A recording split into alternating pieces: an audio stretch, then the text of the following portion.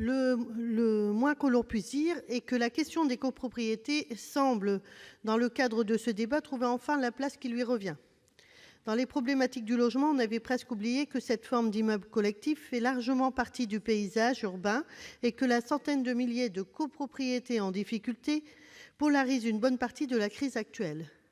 Il ne faut pas oublier en effet que la loi Lila, ou la loi Méhaignerie, a favorisé la diffusion de la propriété immobilière, mais plus encore celle de la dette immobilière des ménages.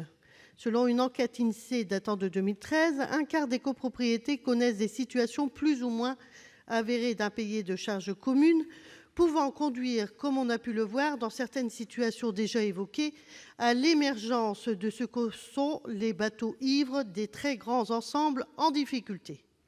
Il convient également de remarquer que le tiers des logements en copropriété sont occupés par des locataires et que le cinquième de ceux-ci ont acquis avec le temps le statut de résidence secondaire ou de logement vacant. La vacance de logement dans les copropriétés représentait, selon l'enquête INSEE, l'équivalent d'1 million de logements sociaux.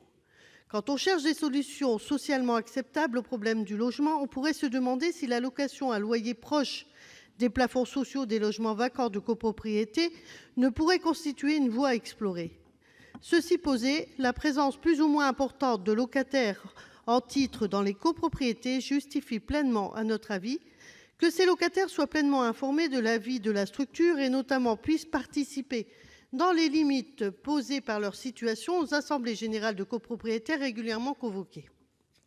L'article 44 de la loi Méhaignerie, qui entendait développer l'accession à la propriété par revente de logements sociaux, entre autres démarches, avait reconnu aux associations de locataires représentatives un embryon de droit que nous souhaitons ici renforcer en faisant de la présence des représentants des locataires occupants une obligation des assemblées générales. Leur rapport à la réflexion de la copropriété ne pourra que constituer un plus pour la qualité de la démocratie interne de la copropriété.